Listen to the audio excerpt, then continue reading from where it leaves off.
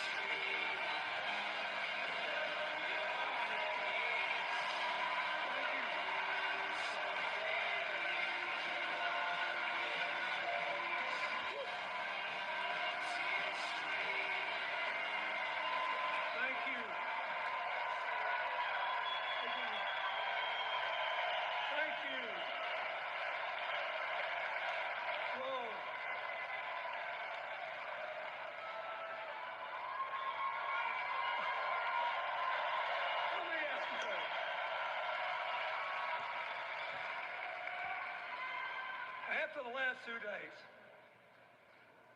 aren't you proud to be a Democrat? And I am very grateful to the Republicans and independents that have joined us, have been up here on the stage, and I hope they feel better about it now. Because I've seen all these things that even I have to be reminded of from time to time when I get my spirits down. I love seeing the Obamas here. I love seeing President Biden. And I thought Hillary gave a great speech, too.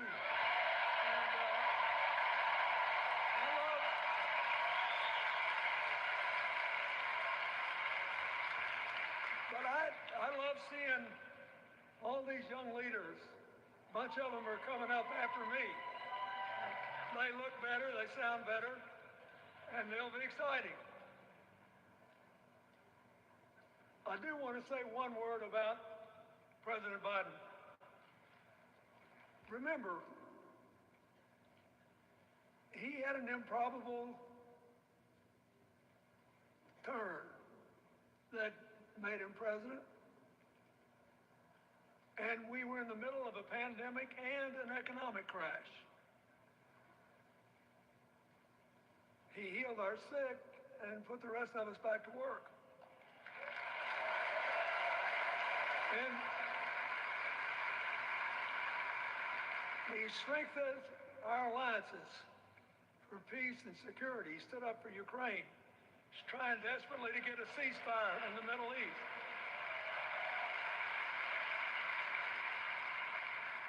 And then he did something that's really hard for a politician to do.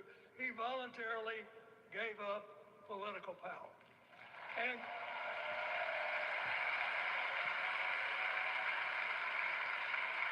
George Washington knew that, and he did it. And he set the standard for us serving 2 terms before it was mandatory. It helped his legacy. And it will enhance Joe Biden's legacy.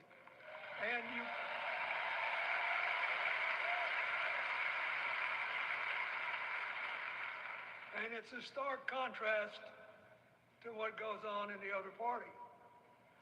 So I want to thank him for his courage, compassion, his class, his service, his sacrifice.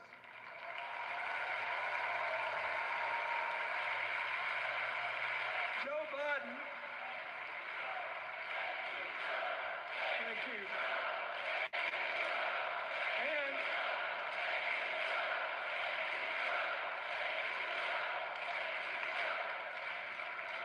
He kept the faith, and he's infected a lot of the rest of us. Now let's cut to the chase. I am too old to kill the lily. 2 days ago, I turned 78, the oldest man in my family of 4 generations. And the only personal vanity I want to assert is I'm still younger than Donald Trump.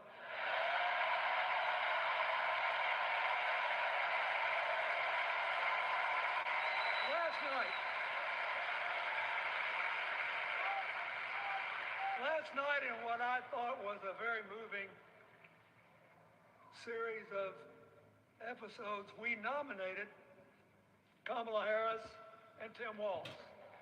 And just think about that. 2 leaders with all-American but still improbable life stories. It could only happen here. Their careers, after all, started in community courtrooms and classrooms.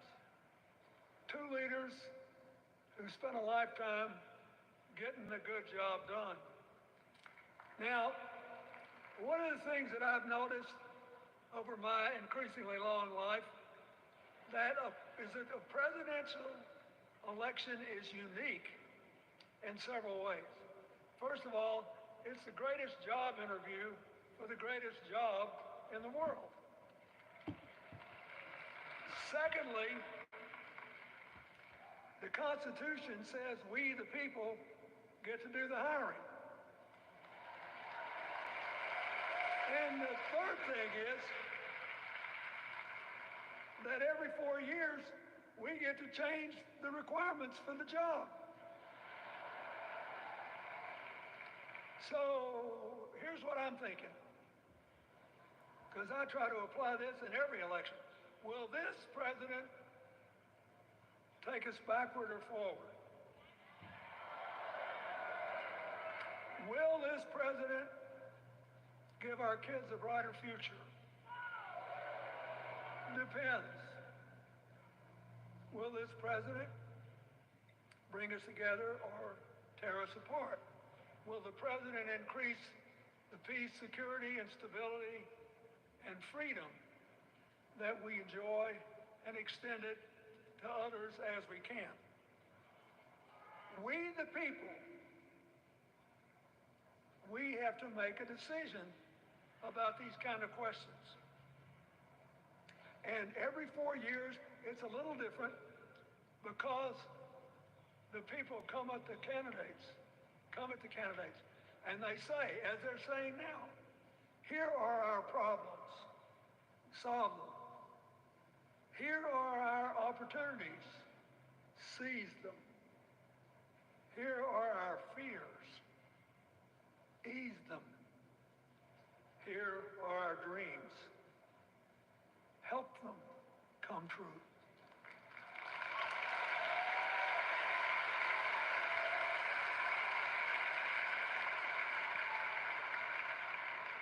A president can answer that call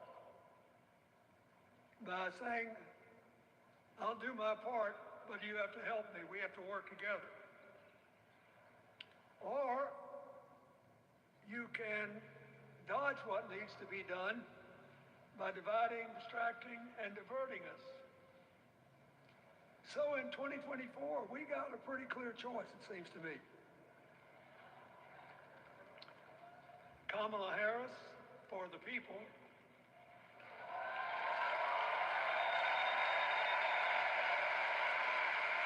and the other guy who's proved even more than the first go-around that he's about me, myself, and I. I know which one I like better for our country.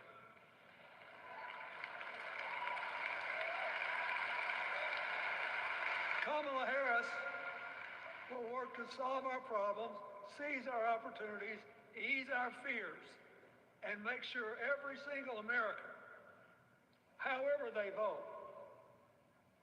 has a chance to chase their dreams. You know,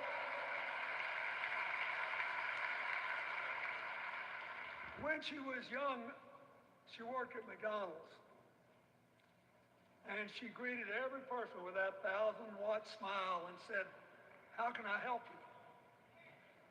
Now she's at the pinnacle of power and she's still asking, "How can I help you?"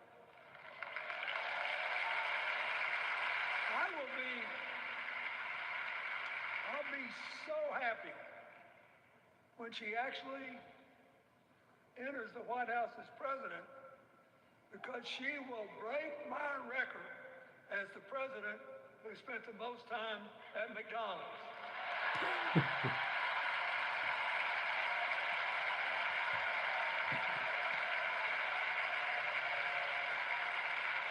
Now, but we got an election to win. And remember, we've got a guy that's pretty good at what he does. Donald Trump has been a paragon of consistency.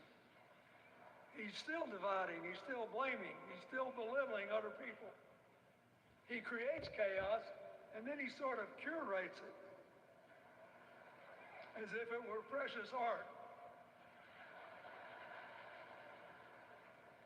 Let me say, not a single day goes by, even though I've been gone for well over 23 years from the White House, not a day goes by that I don't thank the Lord for the chance I had to serve and what it meant. And one of the reasons, thank you. Wait.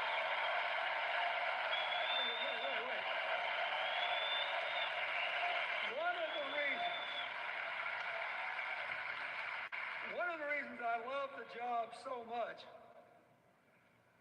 is that in the toughest times, even on the darkest days, if you tried hard enough, there was always something good you could do for somebody else.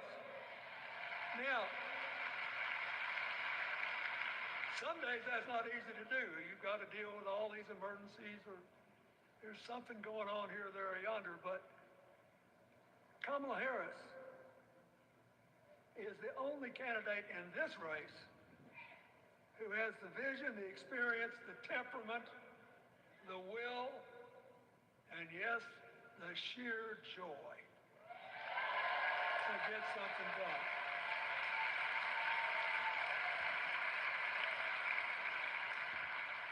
I mean, look, what does her opponent do with his voice? He mostly talks about himself, right? So the next time you hear him, don't count the lies. Count the eyes.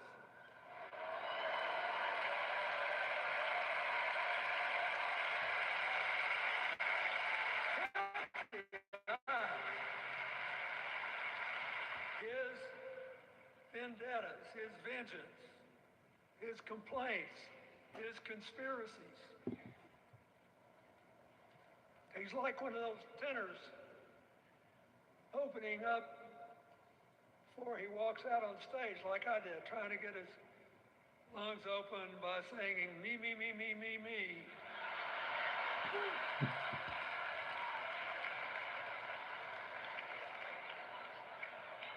When Kamala Harris is president, every day will begin with you, you, you, you.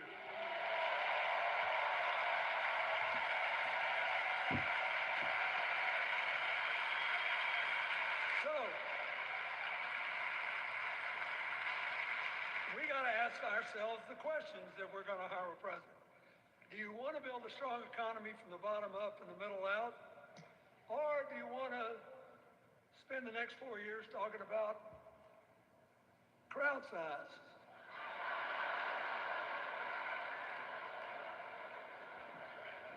You're going to have a hard time believing this, but so help me, I triple checked it.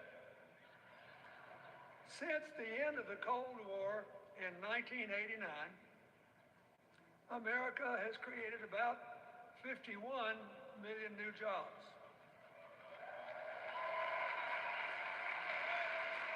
I swear I checked this 3 times.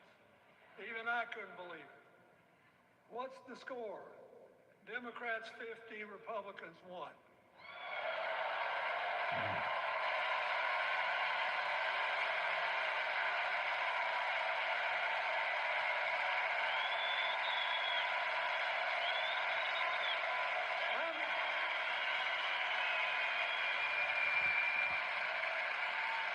I'm glad that we've got a championship winning coach on our team.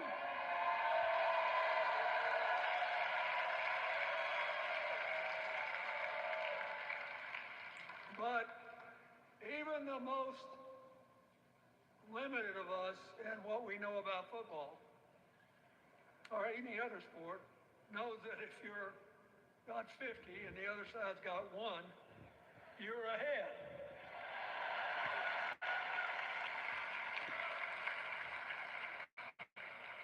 What about affordable housing? It's a terrible problem in America now. We need more. And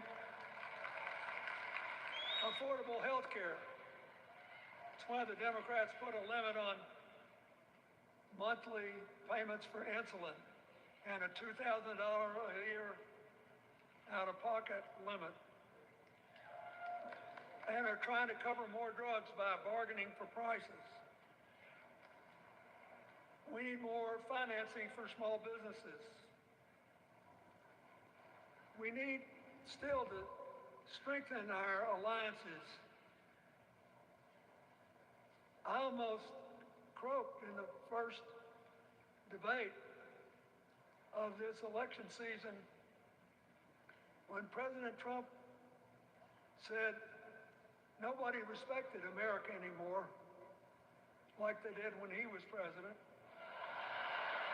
Wait. And with a straight face. Look, you got to give him. He's a good actor. With a straight face, he cited as evidence of the respect that existed for us when he was there,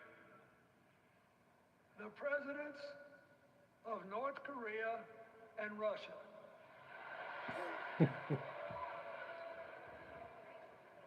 I'd rather have the people who respect now. And one of the things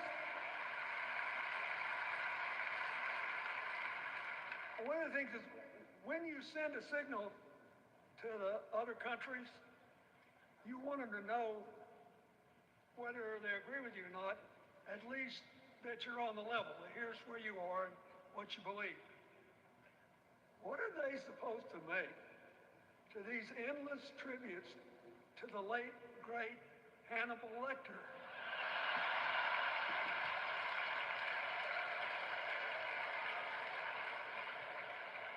I mean, President Obama once gave me the great honor of saying I was the explainer-in-chief.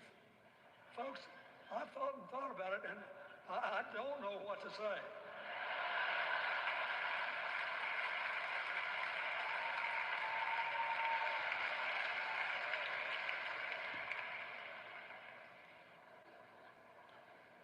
Like Hakeem Jeffries, I too want an America that's more joyful, more inclusive, more future-focused. Just think what a burden it's been on us to get up day after day after day after day, buried in meaningless hot rhetoric, when there's so many opportunities out there, so many problems that need to be solved. I want that. And that's the America Kamala Harris will lead.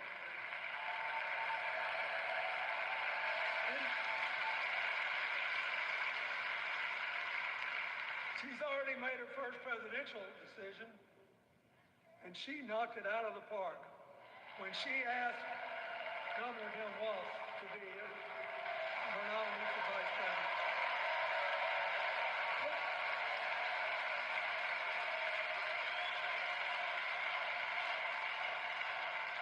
As they used to say when I was a young man growing up in Arkansas, you do not have to be all broke out with brilliance.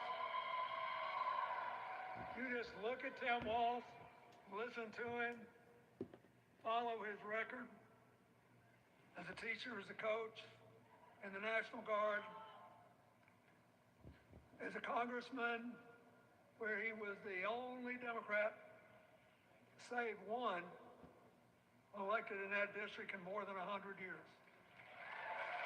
And he stayed a long time. And then he became a great governor. And by all accounts, he was a crack shot who had the courage among his rural constituents to say, we do not need these assault weapons available to people who can kill our kids in school.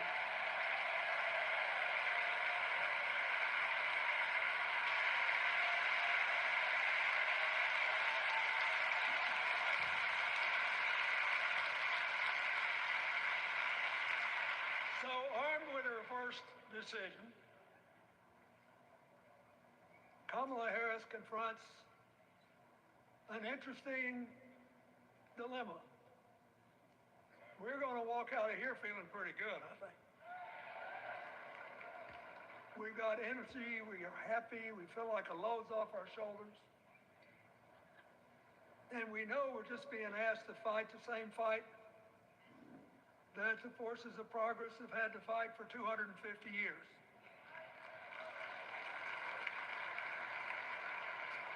In the face of stiff and often violent opposition, we have to find a way to go forward together, where we the people make our union more perfect. So,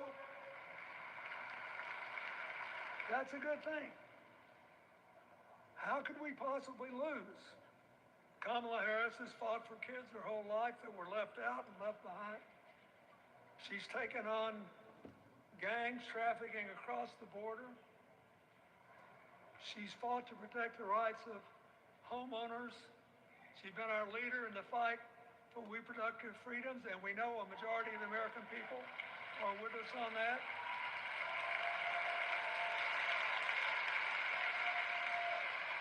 And she's gained an invaluable amount of experience as vice president, advancing our values and interests around the world. She's already said she's going to work really hard to make sure that no American working full-time lives in poverty or has to worry about their children living in poverty. She says that we got to make home ownership an achievable dream for everyone, not just a privilege.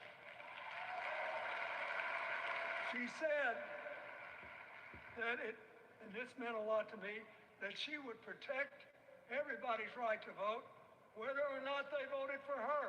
They were a citizen and they deserve the right to vote.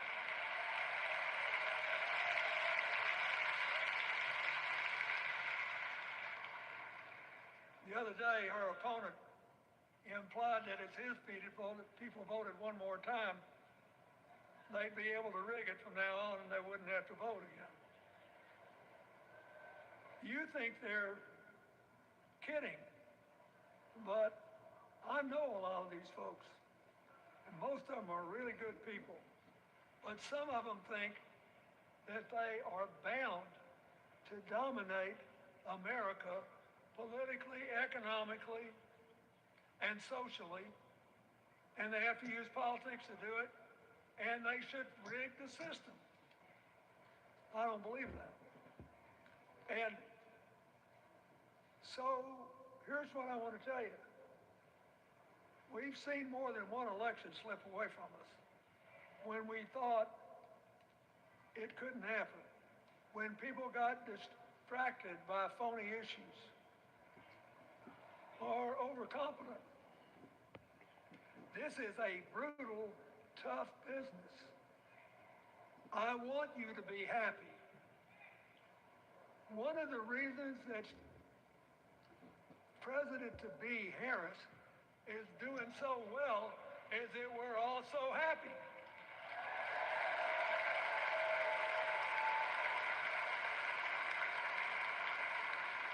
But you should never underestimate your adversary. Never. And these people are really good at distracting us, at triggering doubt, at triggering buyer's remorse. As the Obama said so eloquently last night, they are human, you know. They're bound to make a mistake now and then. We got to be tough. And so, as somebody who spends a lot of time in small towns and rural areas in New York and Arkansas and other places, I urge you to talk to all your neighbors. I urge you to meet people where they are. I urge you not to demean them, but not to pretend you don't disagree with them if you do. Treat them with respect, just the way you'd like them to treat you.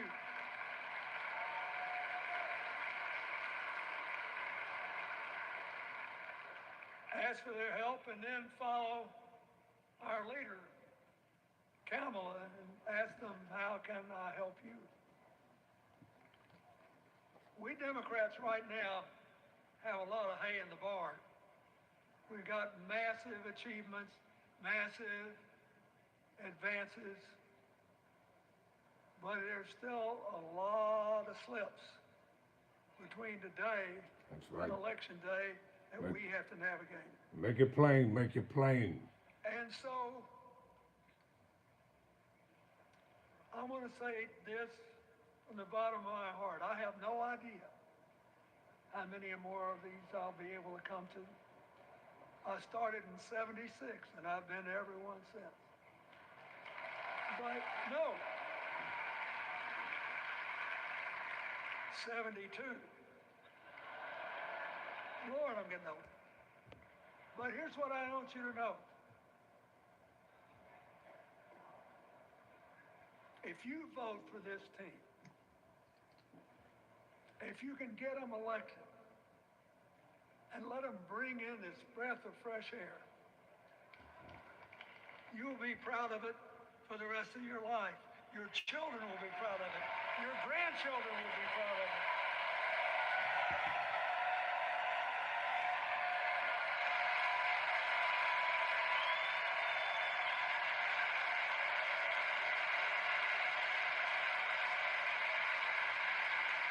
Take it from a man who once had the honor to be called in this convention the man from hope. We need Kamala Harris, the president of joy, to lead us.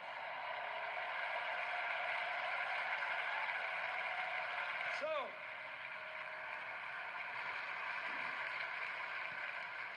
I'll be doing my part, you do yours.